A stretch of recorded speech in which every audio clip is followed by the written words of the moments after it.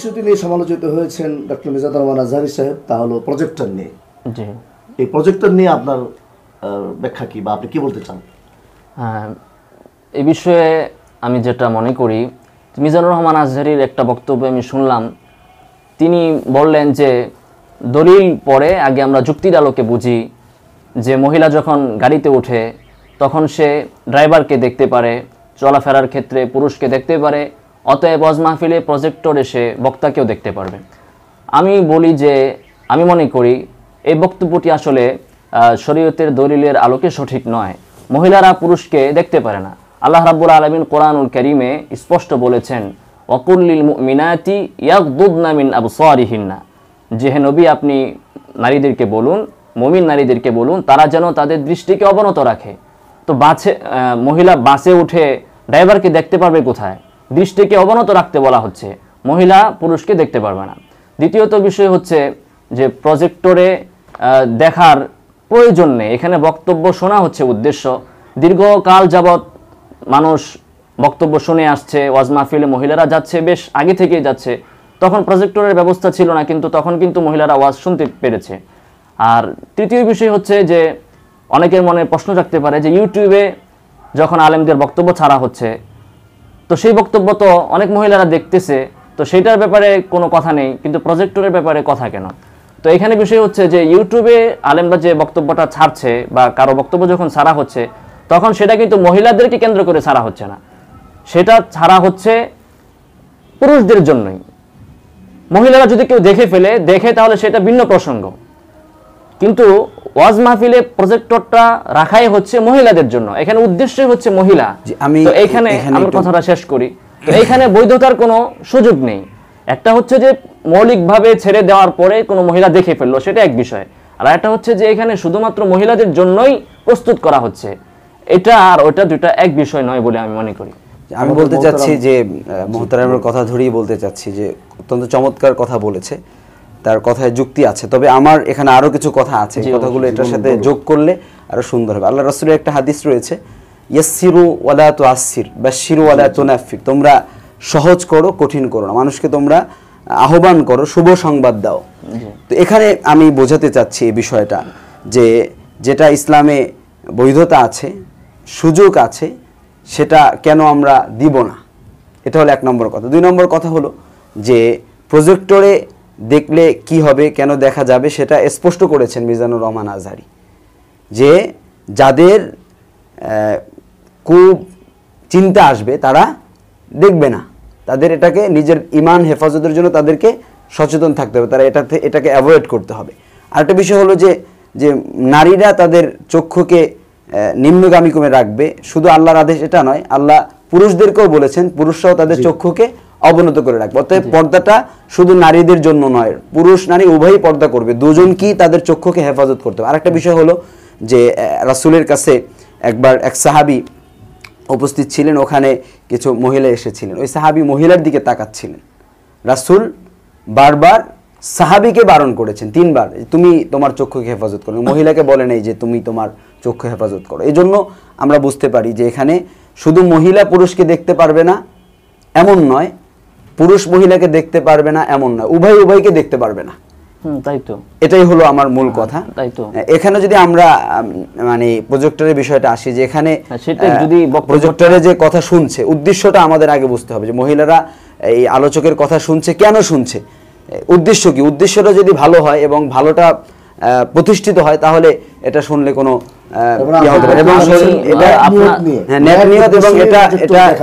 বর্তমান Islamic scholar যারা আছেন পুরো বিশ্বব্যাপী সকলেই এটাকে মত দিয়েছেন, একমত, এটা সময়ের সাথে এটা প্রয়োজনীয়।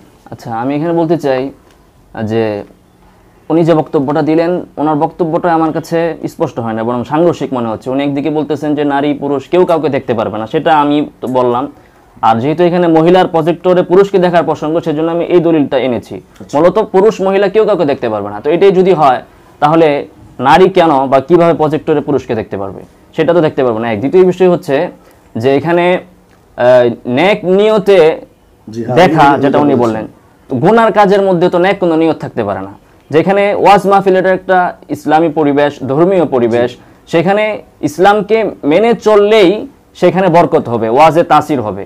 আর ইসলামকে লঙ্ঘন করে সেখানে যদি আমরা ওয়াজ মাহফিল শুনি, তাহলে গুনাহ করার মাধ্যমে এখানে কখনো দিন শিক্ষা হবে না, এই শিক্ষার মধ্যে কখনো বরকত হবে না, ফায়দা হবে। এখানে আমি সংক্ষেপে 1 মিনিটে বলে দিচ্ছি, আমি 1 মিনিটে বলছি, 1 মিনিটে বলছি যে যেখানে আয়েশা সিদ্দিকা রাদিয়াল্লাহু তাআলা আনহা ওই কথাটা আমি স্মরণ করে দিচ্ছি, যেখানে হাবাসী ব্যক্তিরা তারা যুদ্ধের তীর ধনুক নিয়ে খেলা করতেছিলেন, আয়েশা সিদ্দিকা রাদিয়াল্লাহু তাআলা আনহা সেটা রাসূলের পিছনে দাঁড়িয়ে দেখতেছিলেন, রাসূলের কাঁধের উপরে তার এই দাড়ি মানে এই যে থুতি লেগে গিয়েছে, এভাবে দেখতে দেখতে আয়েশা সিদ্দিকা রাদিয়াল্লাহু তাআলা বলছে আর ভালো লাগছে না, তখন সে চলে গেছেন। তো এখানে একটা বিষয় হলো যে একটা হলো যে হরহামেশা দেখা, আর একটা হলো যে না এটা একটা আয়োজন হয়েছে, এখানে একজন ব্যক্তিকে তার কথা বোঝার জন্য, তার যে ইসলামিক মেসেজগুলো আছে এগুলো বোঝার জন্য প্রজেক্টর ব্যবহার করা হয়। দেখুন, এবং এটা ওলামায়ে কেরামের মত বলেছে, আমি আমার মত বলিনি, যে আমি বলতে চাই না যে এটা বৈধ, এটা ওলামায়ে কেরাম মত দিয়েছে। এবং এই যে হাদিসটা আমি আপনাকে শোনালাম, এই হাদিসের আলোকে এটা বৈধ। আমি তো কোরআনের আয়াত বললাম, কুল্লিল মুমিনাতি ইয়াগদুদনা মিন আবসারিহিন্না, মহিলারা তাদের দৃষ্টিকে অবনত রাখবে, সেটা তো সব সময়ের জন্য, কিন্তু এখানে তো সব একটা প্রোগ্রাম হচ্ছে, ইসলামিক কথা শোনানো হচ্ছে, সব সময়ের জন্য হলে এই সময়টা বাদ যাবে কিভাবে? উনি কিন্তু বলেছেন যে সর্বদার জন্য হলে একটা ভালো কাজ না, আমি যেটা বলতে চাই গুনাহে পরিণত করাটা ঠিক না। কোরআনের আয়াত তো সব সময়ের জন্য, তো ওয়াজ মাহফিল এখান থেকে বের করলেন আপনি কোন দলিলের আলোকে? দ্বিতীয় হচ্ছে পর্দা ফরজ হয়েছে ৫ম হিজরিতে, তো এর আগের ঘটনাগুলোর দ্বারা তো আপনি দলিল পেশ করতে পারবেন না। তৃতীয়ত হাদিসে পাকে এসেছে, তিরমিজি শরীফের হাদিস, হুজুর সাল্লাল্লাহু আলাইহি ওয়াসাল্লামের কাছে উম্মে সালামা উম্মে হাবিবা ওনারা দুজন ছিলেন। এই অবস্থায় একজন অন্ধ সাহাবী এসেছেন, হুজুর পাক সাল্লাল্লাহু আলাইহি ওয়াসাল্লাম তাদেরকে বলেছেন তোমরা সরে যাও। তো ওনারা দুইজন বলেছেন যে আমরা কেন সরে যাব, সে তো আমাকে দেখতে পারবে না, আমাদেরকে দেখতে পারবে না, উনি তো অন্ধ, উনি তো আমাদেরকে দেখতে পারবেন না। হুজুর সাল্লাল্লাহু আলাইহি ওয়াসাল্লাম বলেছেন যে উনি অন্ধ কিন্তু তোমরা তো অন্ধ নও, তোমরা তো তাকে দেখবে, কাজে তোমরা চলে যাও। তো এই হাদিসগুলো কি বোঝাচ্ছে?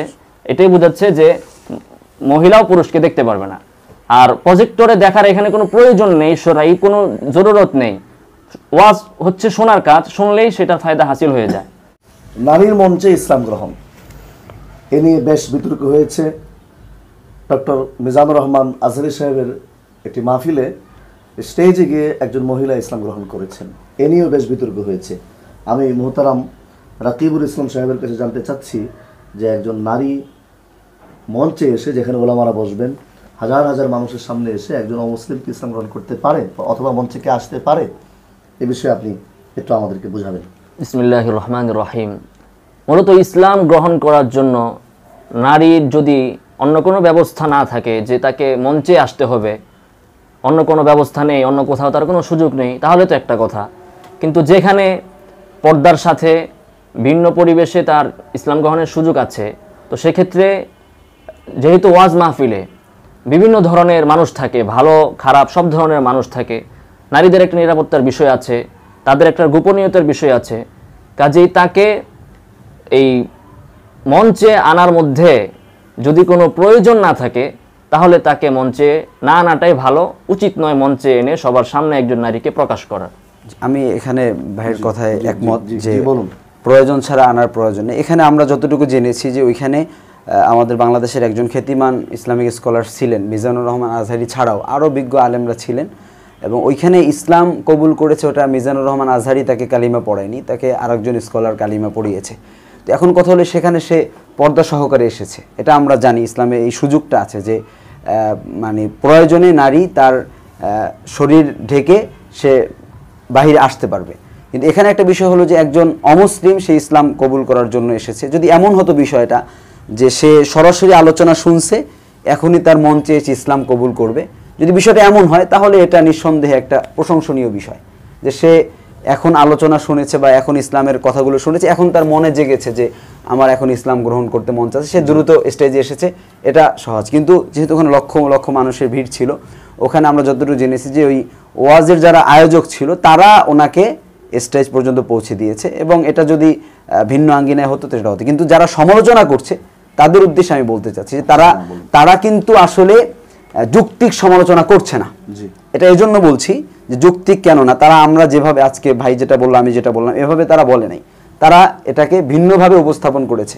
এখানে দেখেন যে যারা উপস্থাপন করেছে তাদের একজনকে আমি দেখেছি, যারা বাংলাদেশে বিভিন্ন সময় বন্যায় যখন মানুষ বিপদে থাকে তখন তারা মানুষকে বিভিন্ন ত্রাণ সামগ্রী দেওয়ার জন্য যায়, তখন তারা বাসায় মহিলা আছে, পুরুষ আছে, অনেক মহিলারা তাদের কাছ থেকে বিভিন্ন সামগ্রী নিচ্ছে, কিন্তু তারা হিজাব পরে আসছে না, দিচ্ছে সেটা আপনি বলবেন যে এটা একটা যুক্তি ছিল, বন্যার সময় মানুষের এত গোছানোর সুযোগ নেই, এটা ওজোর আছে, ওজোর থাকলে সেটা মেনে নিবে।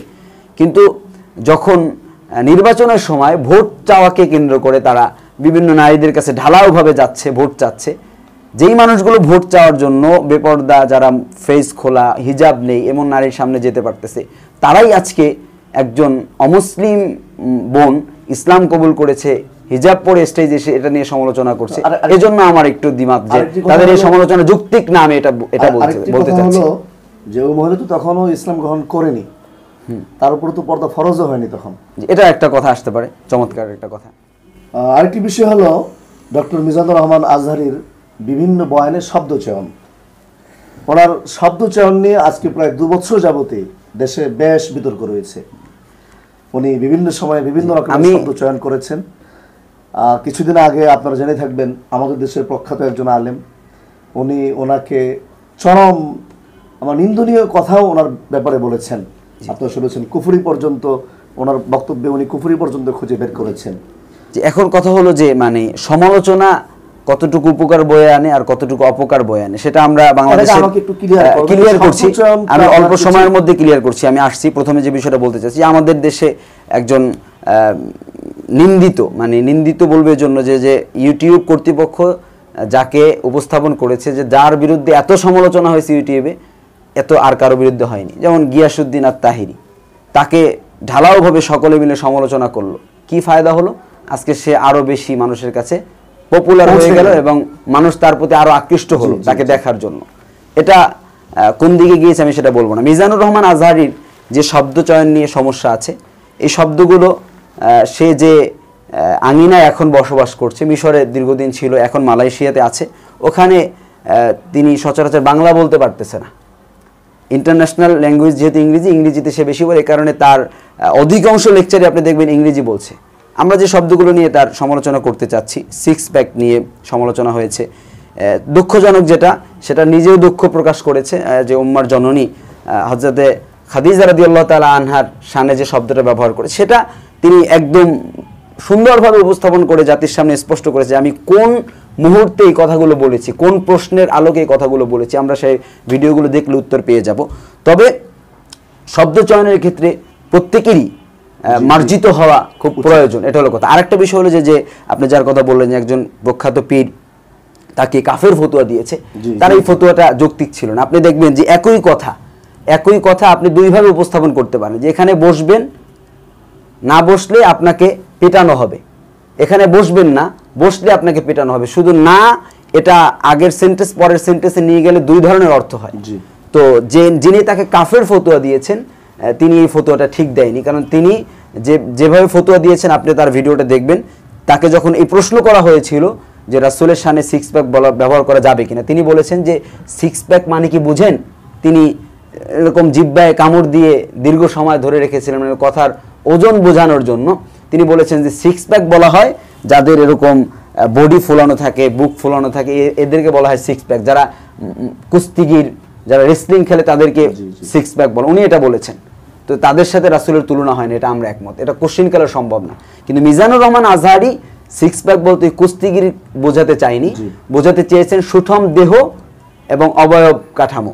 কিন্তু বাংলাদেশে যারা গদি নিয়ে বসে আছে, যারা মিষ্টি কুমড়া হয়ে গেছে পীর সেজে, তাদের জন্য এটা বাধা হয়েছে। কারণ তাদের রাসূল তো যুদ্ধে গিয়েছে, তারা যুদ্ধে যেতে পারবে না, কারণ তাদের সেই ধরনের কোনো প্রিপারেশন নেই। কিন্তু ইল্লা মাশাআল্লাহ যারা ভালো, আমরা তাদের পক্ষে আছি। এজন্য আমি বলবো যে শব্দ চয়নের ক্ষেত্রে অবশ্যই যুদ্ধ বলতে আপনি জিহাদ বুঝিয়েছি। আমি বলতে চাচ্ছি শব্দ চয়নে আমাদেরকে অবশ্যই মার্জিত শব্দ বলতে হবে, সতর্ক থাকতে হবে। এবং আরো অনেকগুলো কথা এখানে চলে আসে, যে যদি এই মিজানুর রহমান আজহারী আমেরিকার কোথায় লেকচার করতে চাইতেন, তাহলে তাকে অবশ্যই ইংরেজিতে এই শব্দগুলো দিয়েই বোঝাতে হতো। কিন্তু বাংলায় এর সুন্দর সুন্দর শব্দ আছে। তো আমি বলবো যে তার সামনে উচিত, এবং সে নিজেও বলেছে যে আমি সামনে আরো মার্জিত শব্দে কথা বলার চেষ্টা করব ইনশাআল্লাহ। এ বিষয়ে মোহতারাম আপনি কিছু বলবেন? ব্যাপারটা হয়েছে যে মোহতারাম যেটা বললেন, যে মিজানুর রহমান আজহারী যে পরিবেশে থেকেছেন, ওনার বাংলা ভাষার স্বল্পতা আছে। তো আমি মনে করি যেহেতু উনি বাংলাদেশে কাজ করছেন, মাহফিল করছেন, মাহফিল করার আগে ওনার বাংলা ভাষা ভালোভাবে শিখে তারপরে বাংলা ভাষায় ওনার ওয়াজ করা উচিত। দ্বিতীয়ত বিষয় হচ্ছে যে উনি যেটা বলতেছিলেন যে অনেক হুজুর সাল্লাল্লাহু আলাইহি ওয়াসাল্লাম জিহাদ করেছেন, আর অনেক পীররা বর্তমানে জিহাদ করছে না, ফলে তাদের স্বাস্থ্য বেশি ফুলে গিয়েছে। তো এক্ষেত্রে মিজানুর রহমান আজহারী সাহেব যারা আছেন তারাই বা কোথায় জিহাদ করতেছেন? তারপর কথা হচ্ছে যে ইংরেজি ভাষার সাথে আসলে এই বিষয়গুলো নয়। সিক্স প্যাক এটা বাংলায় বলি আর ইংরেজিতে বলি, এই শব্দটাই হুজুর সাল্লাল্লাহু আলাইহি ওয়াসাল্লামের সাথে যায় না। হুজুর সাল্লাল্লাহু আলাইহি ওয়াসাল্লামের দেহ কেমন ছিল এর বিবরণ হাদিসে এসেছে, কাজে এই শব্দটা তার ক্ষেত্রে ব্যবহার যৌক্তিক নয়। এ ধরনের আরও কিছু শব্দ উনি ব্যবহার করেছেন মানুষকে আকৃষ্ট করার জন্য, কিংবা জনপ্রিয়তা অর্জন করার জন্য, কিংবা যে কোনো উদ্দেশ্যে তিনি করে থাকুন না কেন, এগুলো আসলে উচিত নয়, এগুলো বর্জন করা উচিত। এবং হুজুর সাল্লাল্লাহু আলাইহি ওয়াসাল্লাম বা ইসলাম সম্পর্কে বলার ক্ষেত্রে ভেবে চিনতে এবং কোরআন এবং হাদিসে যেভাবে এসেছে সেভাবেই বলা উচিত। পাশাপাশি এগুলো বলার দ্বারা উনি কাফের হয়ে গেছেন, এগুলো যারা বলতে চান তারাও আবার অতিরঞ্জন করে ফেলেছেন, তারাও ইফরাত করেছেন, বাড়াবাড়ি করেছেন, ওটাও আবার উচিত নয়। আল্লাহ রাব্বুল আলামিন আমাদের সকলকে ভারসাম্যতা বজায় রেখে ইসলামের কাজ করার তৌফিক দান করুন। প্রিয় দর্শক, আমরা এবার আমাদের আজকের এই অনুষ্ঠানের শেষ প্রান্তে এসে পৌঁছেছি। আমি সর্বশেষে দুজনকেই 1 মিনিট করে সময় দেব। প্রথমে আসছি হাফেজ মাওলানা মারুফ বিল্লাহ জুবাইর সাহেবের কাছে। আমাদের দর্শকদের উদ্দেশ্যে, শ্রোতাদের উদ্দেশ্যে আপনার থেকে কিছু আশা করছি। আমরা সকল দর্শক শ্রোতার উদ্দেশ্যে এই কথাটা স্পষ্ট করে বলতে চাই যে আমরা যারা সমালোচনা করছি, আমরা দেখছি যে সমালোচনা করতে গিয়ে এক ভাই অপর ভাইকে এমন নিন্দিত শব্দে উপস্থাপন করছে, যেমন বাটপার, এরকম নেক্কারজনক কিছু কথা বলে আমরা দেখছি অনেকে করছে। তো আমরা আসলে চাই যে যারা কোরআনের ময়দানে কাজ করছে তারা আরও সংযত হয়ে কাজ করুক এবং জাতির উদ্দেশ্যে তারা ইসলামকে আরও সুন্দরভাবে উপস্থাপন করুক এবং একে অপরের বিরুদ্ধে না গিয়ে একে অপরের ভালো দিকগুলোকে আমরা সামনে নিয়ে আসলে আশা করি আমরা সকলে মিলে আমরা সুন্দর একটি দেশ উপহার দিতে পারবো ইনশাআল্লাহ। আসসালামু আলাইকুম ওয়া রাহমাতুল্লাহ। জি ভাই মোহতারাম রাকিবুল ইসলাম, আপনি কিছু? শ্রোতাদের উদ্দেশ্যে আমি বলতে চাই যে বর্তমানে ইসলাম অত্যন্ত ক্লান্তিকাল অতিক্রম করছে, খুব কঠিন সময় অতিক্রম করছে। এখন মুসলমানদের ঝগড়া ফাসাদ মারামারি করার সময় নয়, বরং ইসলামকে আরও দৃঢ়ভাবে মজবুতির সাথে আঁকড়ে ধরা উচিত। কাজেই আমার আহ্বান হচ্ছে কোনো ব্যক্তি পূজা না করে আমরা কোরআন এবং সুন্নাহকে আঁকড়ে ধরি এবং শরীয়তের শিথিল বিধানগুলো না নিয়ে বরং শরীয়তকে আরও মজবুতির সাথে আমরা আঁকড়ে ধরার চেষ্টা করি। আল্লাহ রাব্বুল আলামিন আমাদেরকে ইসলামের উপর চলার তৌফিক দান করুন। আমিন। ওয়া আখিরু দাওয়ানা আলহামদুলিল্লাহি রাব্বিল আলামিন। প্রিয় দর্শক, এবার বিদায় নেবার পালা। আপনারা যথেষ্ট ধৈর্যের পরিচয় দিয়েছেন।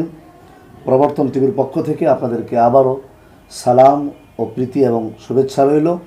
আশা করি আপনারা আমাদের আগামী ইসলামিক টক শোর 2য় এপিসোড দেখবেন এবং আপনারা যে বিষয়ের প্রতি টক শোর আয়োজন বা বিতর্ক শুনতে ইচ্ছা করেন বা দেখতে চান, আপনারা কমেন্টে আমাদেরকে জানাতে পারেন।